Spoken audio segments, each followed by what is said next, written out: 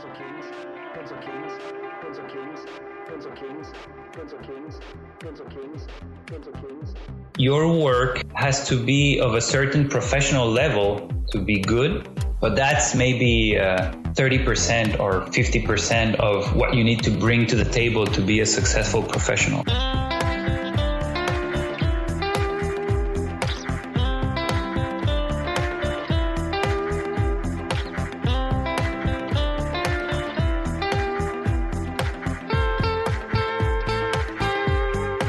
Okay, it's Wednesday, so we're back with the Pencil Kings podcast. I think today's episode is going to be a fun one. I've got a really good feeling about this. I hope I'm not jinxing myself. But today we're talking with Fred Rambaud. Did I say that right? Rambaud. Oh, Rambo, like the movie. Like okay. The movie. Okay. So, of course, a flub, but we're just going to keep rolling with it. So welcome to the podcast, Fred. I'm really interested to hear your story. And to start things off, why don't you give people kind of a 1-minute overview of what you do, and then we'll dive into a very specific thing that we talked about that I think the listeners are going to absolutely love. All right. Well, first of all, thank you for the invite. I'm really happy. And about me, I'm a freelancer. I do concept art and illustration for the industry, mainly video games. Sometimes a bit of print, illustration for books, stuff like Games Workshop books and stuff like that. So I've been freelancing for, I think, almost 4 years. Before that, I was a concept artist in various game studios. So I've been working for maybe 10, 11 years in the game industry. Prior to that, I did a little bit of marketing and graphic design. It was okay, but not particularly interesting. So that's basically it.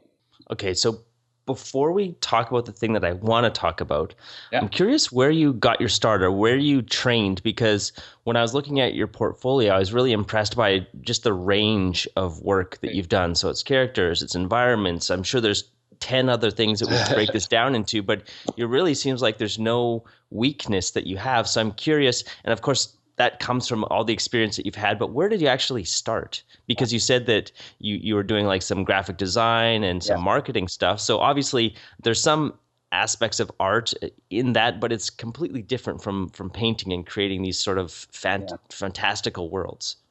Thanks. Like I told you, I grew up in Latin America, so there's not much art, at least where I was. And, there's not much things you can do with it, work or studies. And so I was lucky enough to go to France, and I tried to get in some fancy art schools, but it was a failure because the entry level was pretty high, or at least it was back then. Or maybe I sucked so much that I couldn't get in. So I tried to be what I wanted to be was a comic book artist. And I think comic books are maybe the most difficult job in the industry because you have to know everything. And of course, it was a big, big failure. And then I found this, it was a very basic school in a city in France where I was. And it was just basically teaching you how to use Photoshop, Illustrator, and a bit of programming, basically a little bit of everything. So you could, get familiar with a computer, because I honestly, I was just doing traditional art. I had never worked with a computer, and I started learning that when I was 25. And that's when I started getting like little marketing and graphic design jobs. I also worked in an illustration in an architecture studio where I had to, do simple renders, texture them, and then make them pretty in Photoshop for their presentations and stuff like that. And I kept on drawing, my own stuff, which was mainly character art, monsters and warriors and stuff like that. And eventually, I realized that maybe I should try video games. But back then in France, the industry was basically almost dead. There wasn't any big big thing going on, and you didn't have any information. It was really weird. There was no information. You didn't know who you had to call, where you had to study, what companies were there. Actually, I didn't even know it was called concept art. And check this out. I was 28. You know, it was almost 11 years ago. I'm 39 now. So we didn't know how it was called. So I remember sending my spontaneous applications to studios in North America, and I was applying to be a character artist, which is a 3D modeler. And I thought it was for me to draw characters, you know. Obviously, nobody answered. And then because it was like year after year, it was this, grind, and I didn't get any jobs. I didn't know how to do it.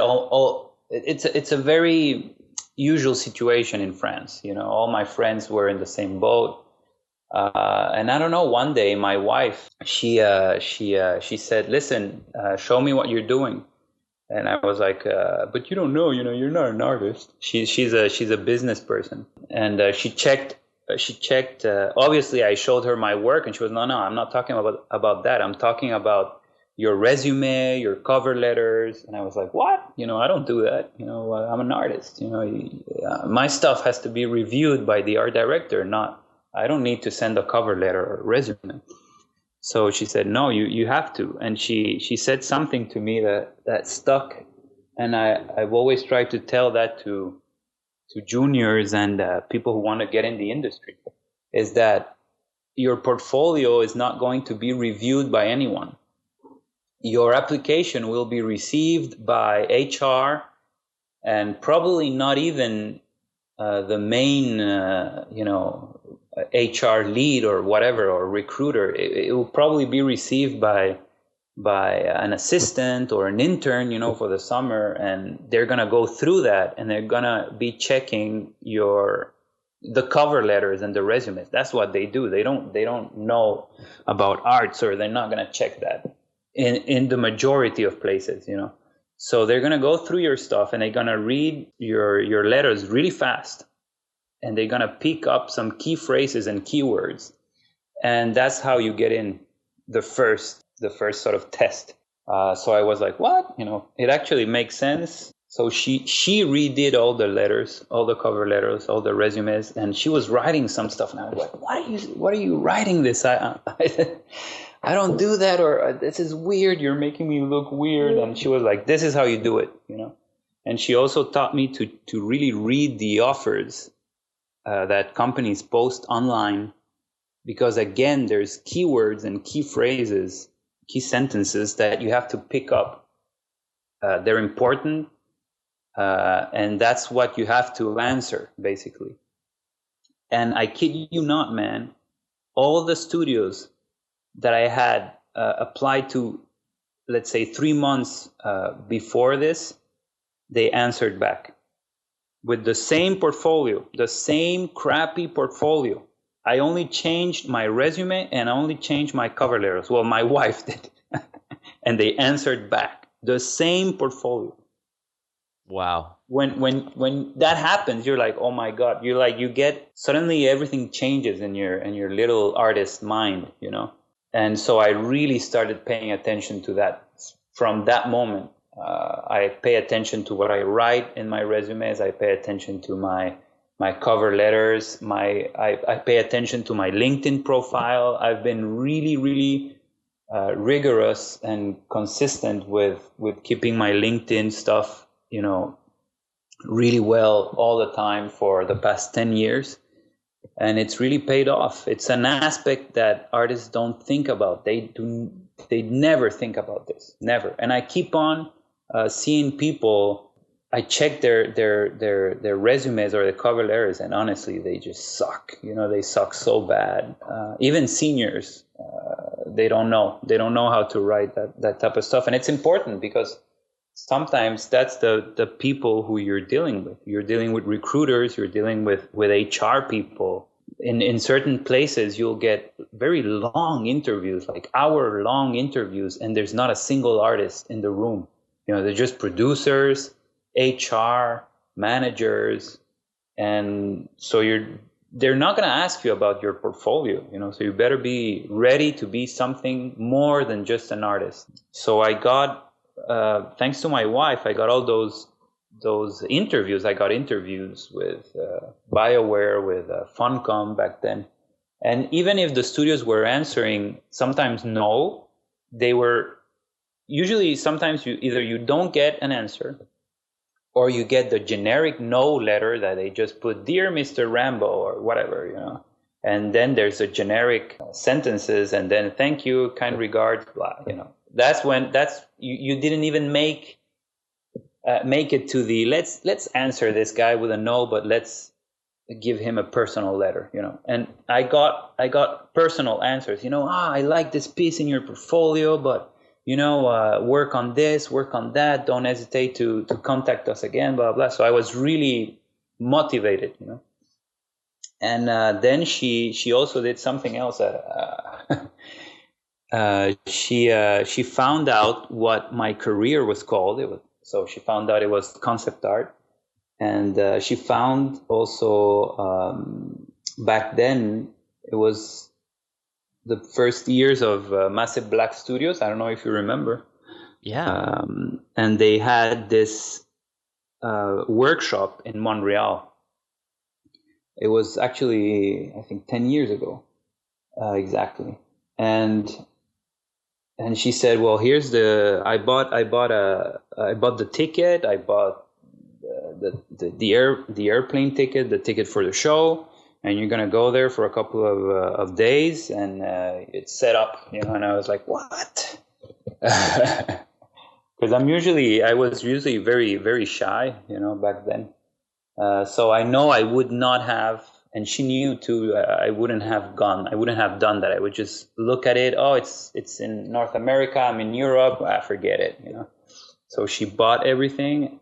I went there, and for 3 or 4 days, I showed my portfolio to everyone, all the professionals there.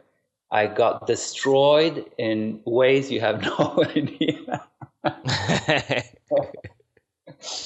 Oh man, I had people angry at me, when they were looking at my portfolio. Really? Yeah, because I guess I don't know, they were probably asking me questions.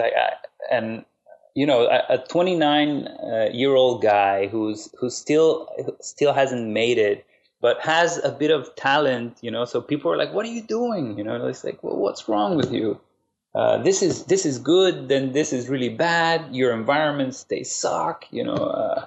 What's your excuse?" And I don't know. You give answers. "Oh, I suck at environments." You suck because you're lazy. You don't train enough. You don't work enough. And I don't know, I guess because I wasn't that young back then, it didn't hurt me. It just, fueled my fire. And because I know a lot of people who just I kid you not, man, they are broke emotionally after stuff like that. I have some friends that they disappear from the internet. They don't post anything anymore, and they are amazing, better than me. And I say, "What happened?" "Oh, because this guy, a famous person, told me I sucked," stuff like that. So I think it's a bit absurd. So I got really pumped up, and I went home. I worked like a maniac, and I didn't even send a new folio. I think one of the other clients that I had sent prior to the workshop, they contacted me. It was this company in Norway called Funcom in Oslo, Norway.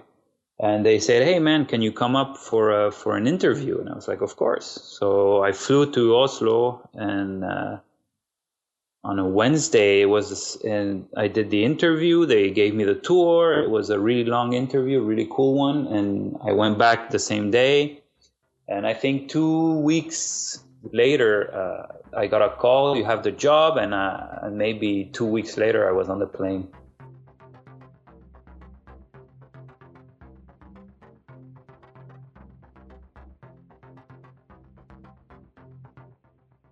So let me just recap here. And first of all, on behalf of myself and all the listeners, I want you to give your wife a huge hug when you get done this, because I feel like it's such an important insight and it's one that we haven't uncovered yet in all the interviews that we've done, just the importance of the cover letter, reading the key phrases and paying attention to all your non-portfolio things that you're sending out, as well as what you're consuming and reading and how you're reading it. So yeah, she sounds like an amazing woman, and wow, it's fantastic to hear that. So you get destroyed at this massive black thing, but you're like, now you're hungry. You're like, okay, now I know where I'm strong or where I'm better and where I'm weak, and I know why I'm weak. And they asked me what my excuses were, and I didn't have any good answers. And they told me, go train more, get more serious, like stop messing around. But then you come home and now you get this job offer, and then you take the job. So you still haven't really improved your portfolio, even though even though those top guys, and for people listening who don't know who Massive Black is or was, when that company showed up, they were like the kings. Now, part of it is marketing, of course, because there's good artists all over the place, but they were like the top of the pyramid as far as top level concept art. Massive Black was the SHIT. They were amazing. So you're destroyed, but you still got the job, even with your destroyed portfolio. And I think that's really important because, like you're saying, some top level person might say you suck, but really, like, there's still a lot of good things that you can do. And it's just one person's opinion, right? But I think it's good to be told that, look at any forum, any Facebook page. Oh, you're awesome, bro. Oh, you're a god. Oh, you're this, you're that. I love your work. And you're like, what? Like, seriously, everybody is just sort of addicted to this, they're just to praise. And whenever you point out something that doesn't work, it's like a big no-no. You're not allowed to do that anymore in the community. I think that's bad. That's really bad, actually. So the fact that back then it was still, it was their way of doing things. Their forum, conceptart.org, was, you posted there, you were going to get the critiques. I think that's a bit gone now. It doesn't exist. It's not, or it's changed. It's not what it used to be, but I think it's important to get honest, uncensored critiques. If it sucks, it sucks, and that's it. And you have to really work hard. You can't allow yourself to be depressed because of something like that. Your clients are not going to be nice with you. That's something else. I've heard a lot of people say this. You have to get stronger. You have to have a tough skin, because your clients, they're going to tell you, man, that sucks, or they're not going to not even comment sometimes. Okay, next, like that. So if you're this emotionally fragile person, this job is not for you. You cannot be sad because you get an I don't like your stuff and then you're broken. No, it's not possible. You have to continue improving all the time. So yeah, I really appreciated their honesty. Some people were really blunt and aggressive, and others were really nice, but the message was the same. You really have to work hard. Stop being lazy, stop procrastinating, just focus and work really hard. Yeah. Okay, so I want to change directions a little bit and ask you about the question that's really burning on my mind. And it's something that you said, that you've been years now basically working as full-time freelance. And I know that's something that a lot of people aspire to do. And you said something that kind of blew my mind, because I know a lot of people struggle with this, is going, hopping from job to job. And you say that it's not uncommon for you to get, like year-long engagements or more. And you basically have to tell your clients that you need a vacation because the work just doesn't stop coming. It doesn't stop. Yeah. And I know it's very hard to believe. All my friends, people sort of revert to this cliche idea that freelancing is a difficult situation, really insecure financially speaking, and you only get crappy jobs, And I thought it was like that. I had that mindset as well. So when I tell them, you can see that maybe they think I'm I'm telling them stories or something. They don't. I don't. Some people don't believe me because it's hard to believe, I guess. So what happened is I didn't look for this. I never thought or wished to be a freelancer. I just as an artist, I just want to work in a cool team with a cool project and have fun, improve, and of course get paid. I have a family. I want to give them a certain quality of life. But suddenly I was working for this client in a project. The game was a success. It was a very interesting project. Visually, it was awesome. But the team, I think it was a really bad team. It was very toxic. This is something else that we can talk about that people don't think when they want to become artists. If you work on an amazing company with an amazing project, the dream and somebody or some people in the team are poisonous, the experience is ruined. So I think you have to put more importance in other aspects of your career. It has to remain healthy, So this was a really weird experience, like mixed feelings. You like your work, you like the game. The game is a success, but you hate your team. So when I quit that project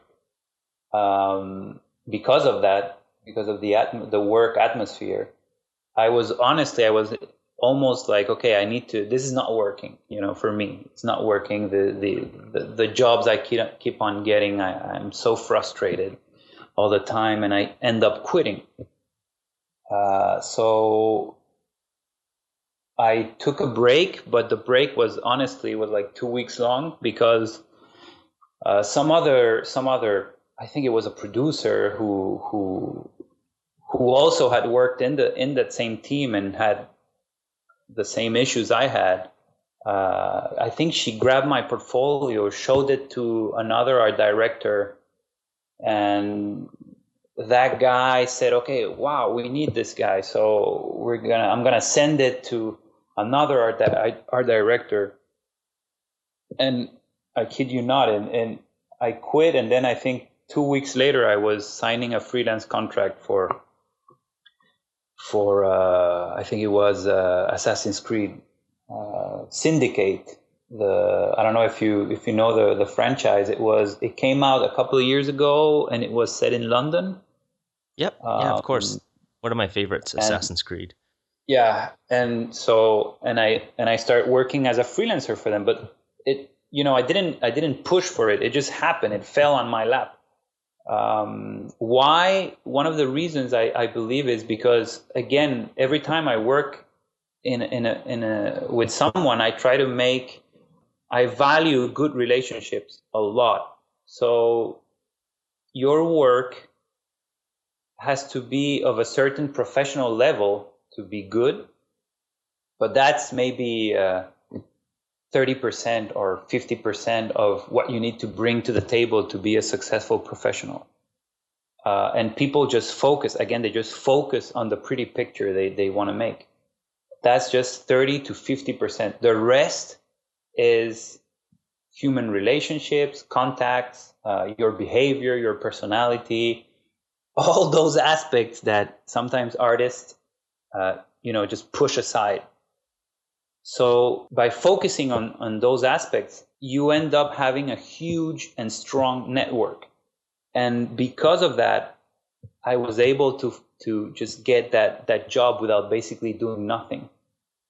And it's very funny because I had worked in Quebec City before, and the job was with Ubisoft Quebec.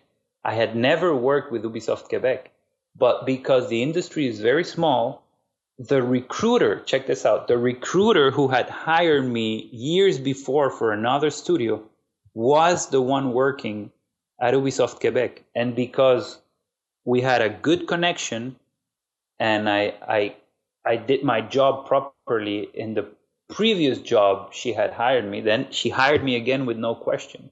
Like, she's like, Fred, you're free. Yeah. Can you come? No. Do you have freelance? Of course. Come in. So I just signed the papers, signed the freelance contract.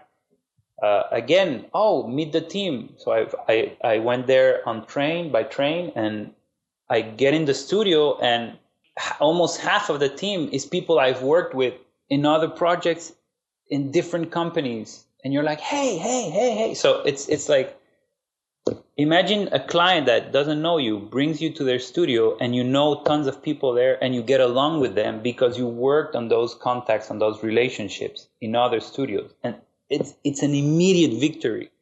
You get in and people are like, hey, Fred, you're coming in. No, man, I'm just freelancing. Wow, that's awesome. Black handshake here, and done. Believe it or not, you're going to have the job. So yeah, it's very important to work on your network. And that job lasted over a year. That freelance job on Assassin's Creed Syndicate, it was amazing. I reinforced the relationships that I had with the people I knew. I made new ones. It was a success. And, Assassin's Creed is not what I think is, my favorite project. But that's what I was talking about a little bit before. It's not because it's not your favorite topic that you should not experience it. You would be surprised. Sometimes the topics that you don't like or you think are not interesting are the best work experiences you will have. They're usually surprising. So that was a success, and I stopped working on that project because I got tons of other offers for other projects. So I basically they didn't stop, the client didn't stop giving me jobs. I switched to another one. And and you always have to leave in a positive note as well, because you want that client to call you back, right? And again, because it went so well, and because you behave appropriately, you're a professional, you make good work, but also good behavior, good relationships, I kid you not, they call you back, and I'm reworking with them on a big project over a year now as well. So, and since that day, since I started 4 years ago, I started in February. Usually by Easter, I was already booked until August, and by June, I was booked until December. Wow, that's amazing. It's been like that for 4 years. So in November, December, I'm booked until June of the next year. Around Easter of that next year, I'm booked until December almost. It's always like that. Always like 6 months, chunks of 6 months, different clients. Offers keep on coming. And I firmly believe is the network, your reputation, the fact that people know they can trust you to do what they need done. That's very important. Artists, they want to make pretty pictures. I see it all the time in juniors and intermediate and in senior artists. They just want to do what they think is cool, but that's not what they were hired for. They were hired to give the client what he wants, not what he needs, not what would be the best for the client, but what he wants. And this is very important. You have to understand what that person, the one calling the shots, what does that person want, And when you nail that, it's going to be fine. And then you might not agree, you might hate the idea, this sucks or whatever, but that you keep that in your mind. You say yes with a big smile, and you try your hardest. And this is the second challenge. The first one is, what does he want? And then how can I make this bad idea look amazing? That's the one. That's the challenge. How do you make that horrible idea that the boss wants into a very cool idea? That's what you're hired for,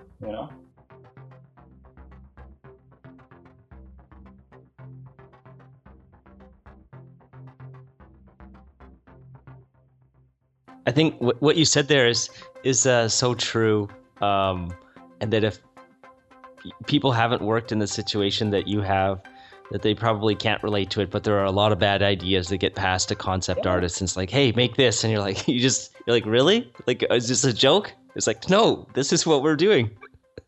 But it could be a really cool learning opportunity, and you can still have fun with it, and you can still be a professional about it, and you can still make it cool most of the time. You have to. It's. I have a sort of. I have 3 points that I think that's how I rate my work experience when I'm in a studio, or because sometimes even if I'm a freelancer, sometimes I work from home and sometimes I work in the studio with the client. Like I did a 1.5 years of freelance work, but I was in-house at Warner Brothers. And every 6 months or so, we were renewing the contract. And so I was like, every 6 months, I was like, okay, so do I want to continue here? And I asked myself 3 questions. And it's almost, even for the other clients, I do that. I say, am I being treated well? Am I treated with respect? Are these nice people? So that's basically, I think that's the first question I ask myself. Am I enjoying working with this team? Just basic human relations. So yes. Okay. If that passes, I go to the next one. Am I doing portfolio work? And this question I think it's one of the most important happiness factors for artists. Is the work that you're doing something that you would show with pride in your portfolio? And if you answer yes, it's a big win, because I think it's very important for us to do work that is good, that is competitive in the industry, and that we're happy with. The happy part is difficult. I think artists are never happy with their work, but when you did something that can be put out there.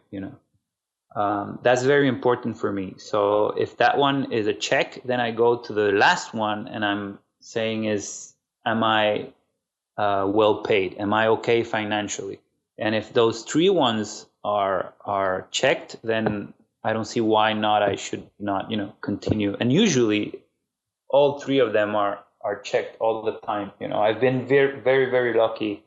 I've never had a horrible experience as a freelancer, like you keep on hearing, clients not paying, or they never call you back. You did 6 months with them. It's a lot of money. You have your family. I've never had that.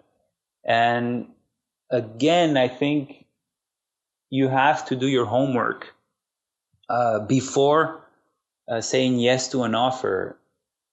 Again, there comes the network. I make some calls. If I don't know this client, I've never known this client, never worked with him, I call my friends that I know have worked in that company or with this and that person, that are director, and they will tell you straight up. They'll be like yes or no, and I think it's very important. Work on that network. You have to have people everywhere, and it's a small industry. If you have a strong network, at one point as well, you will not be applying for jobs. And that's the best position to be in. When people call you because they have worked with you in the past, because they know they can trust you, they know you won't let them down, because recommending someone is dangerous. You have to recommend people who will make you look good in a way, right? I'm not recommending an artist because he's good. Never. I'm recommending an artist because he's a good professional.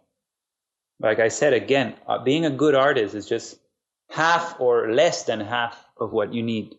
So if your contacts, your ex-colleagues, they call you all the time, Fred, we need a job. Fred, we need you to come back, redesign everything. Fred, we need you on this new IP. Fred, it's urgent, man. I need this. Please, can you help me? Blah, blah.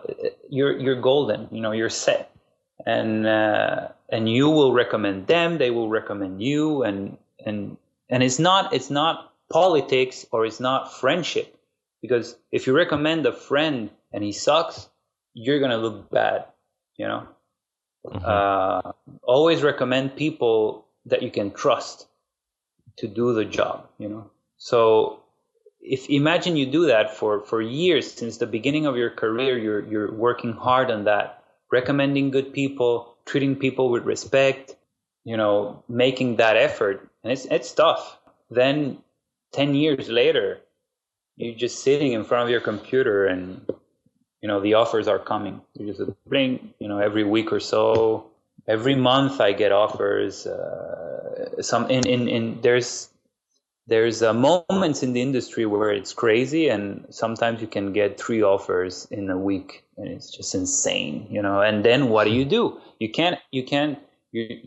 You're already booked for the next 6 months. You're booked, right? And this person contacting you is a very good client, or it's a client you've been working with for the past 4 years, and he's awesome, and he likes you, you like him, and oh man, what can you do? Again, you pull out the network card. You start thinking, okay, who can I recommend for this job? This guy, or that one. Okay, so you send people, right? You're sending people to these recruiters, to these clients, to these art directors, people you trust, people who are good professionals. And what do you think happens? Like the client receiving a good recommendation, usually they're like, wow, this guy is refusing this amazing opportunity with us, and he's sending us a very good replacement option, so that you look good. You immediately look good. If the person you're sending ends up being a good professional and you were right in recommending them, he will be super happy. The client will be super happy. So in the next 2 years or whatever, 5 years, they will call you back. That artist will recommend you. That client will call you back. Sometimes I get people just calling me and they're like, hey, Fred, can you take this? And if not, do you know someone? Because they know I'm going to send somebody who's going to do the job. And I keep on doing that. And your friends or your colleagues who you recommend, they're like, wow, this guy just gave me a year or more with this amazing client, this amazing project. They will, it comes back to you eventually in a very positive way.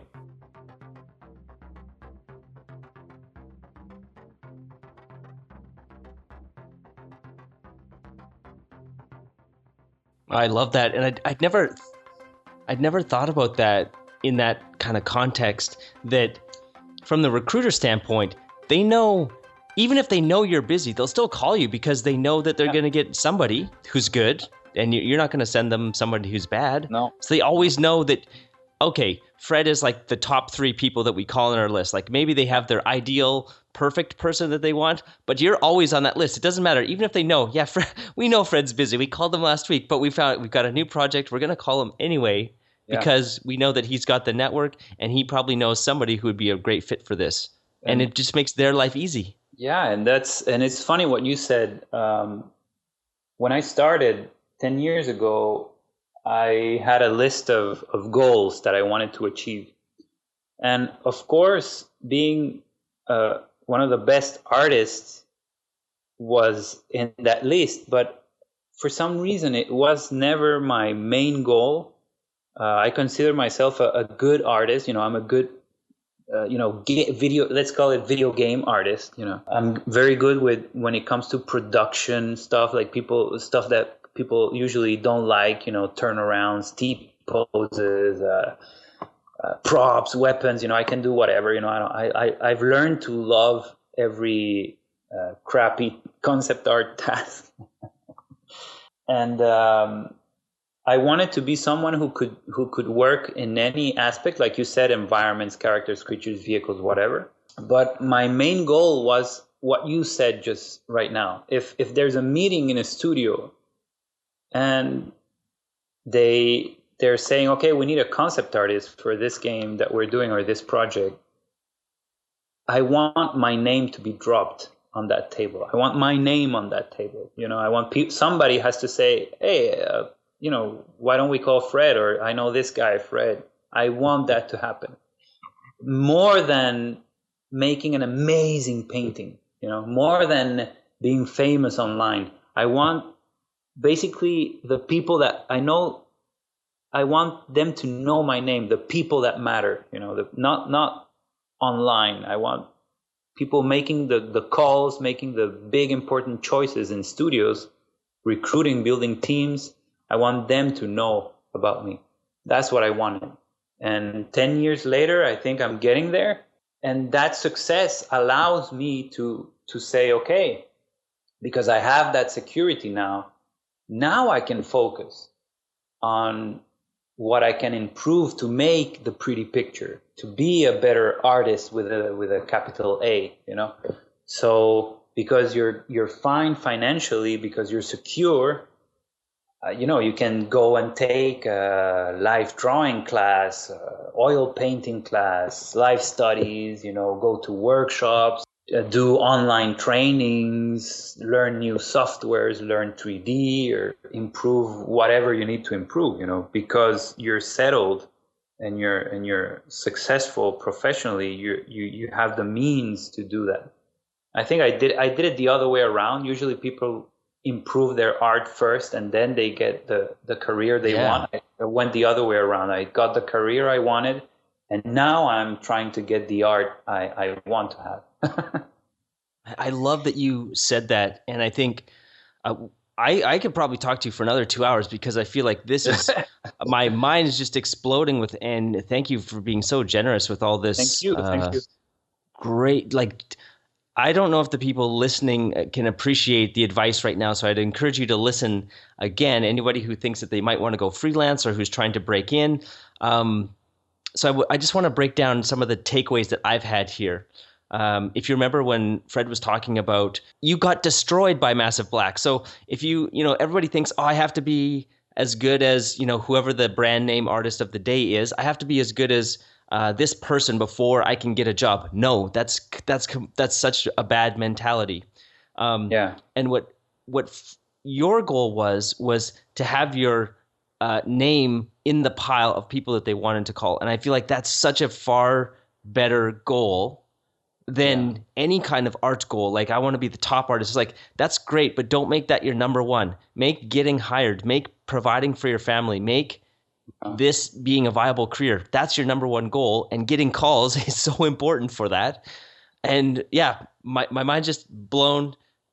This is fantastic. This has been so good. Thank you, Fred, for being so generous. No worries. And I can tell you more stories. I mean, I've worked with insanely talented people that honestly, they I go home and I'm sad, they're so good. And sometimes you feel it's unattainable. You can't get where they are, artistically speaking. And it's sometimes because that person has focused their entire life into being a good artist. They're not the best professional. And it's funny how what happens at work. Sometimes you're working with people who are years ahead of you and making amazing, beautiful environments or whatever, but you get sometimes you get the best positions, you get to make the decisions, you make to sometimes lead them or it's just weird because the client doesn't put all the importance in the pretty picture. Weirdly, They you have to remember that they want a product. It needs to sell. It needs to bring money. Yeah, your picture might be super pretty, but if it's not what they want or what's going to be a successful asset for the game, they might go with the guy next to you who he's doing, what he's asked. This is another thing.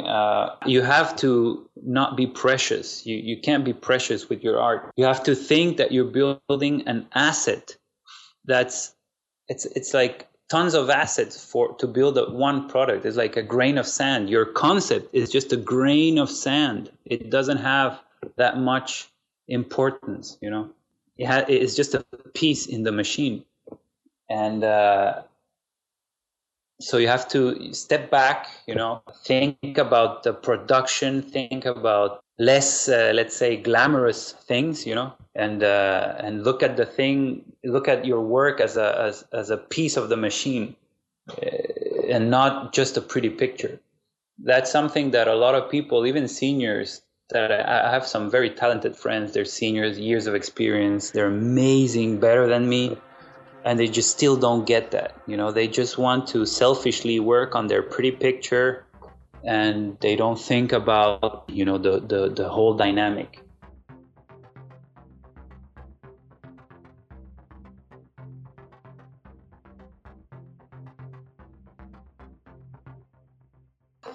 Yeah, this is for me. This is for sure one of my personal favorite podcasts, interviews that I've done, because I know from speaking personally, like one-on-one, talking with members inside the Pencil Kings community, people outside the community, working in the industry, that this is like the real advice. That's the uncommon advice that actually is way more important than what people think they need to study. Like these are the real skills.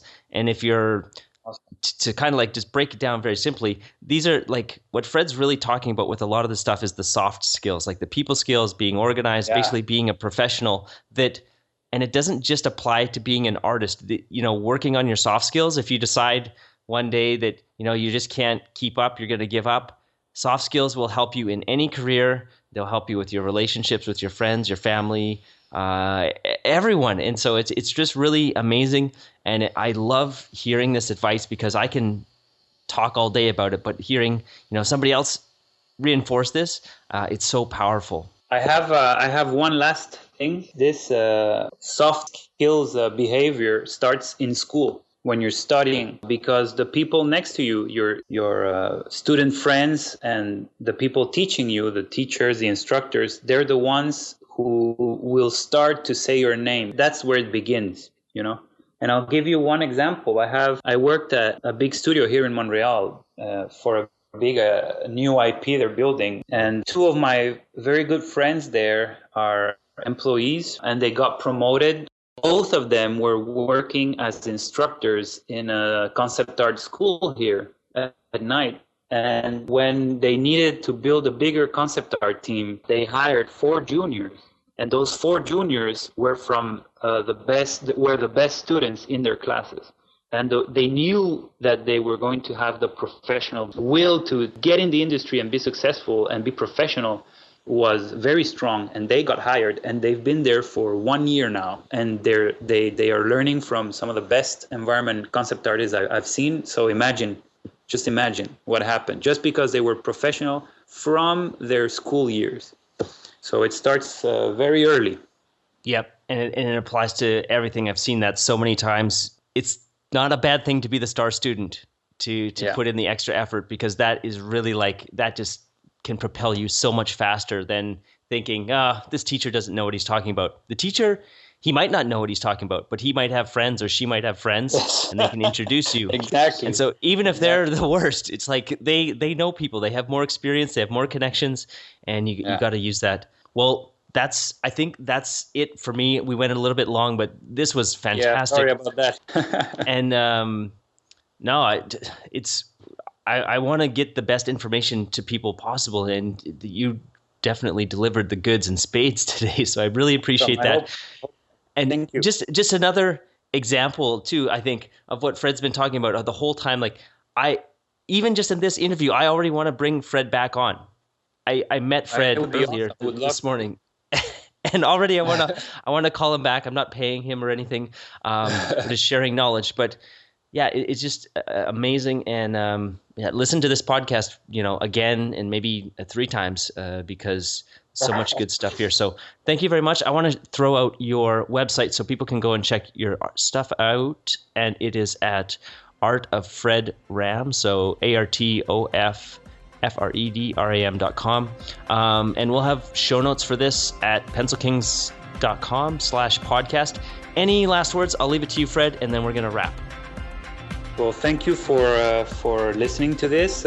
Sorry for my weird English. And, be like a friend of mine told me once, be fast, be very humble. It's very important. Don't be arrogant.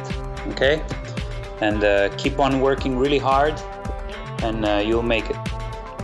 Thank you. Thanks so much. Truth demands patience, skill, years of practice. You talk like a fool. I would trade a century of practice for an ounce of inspiration.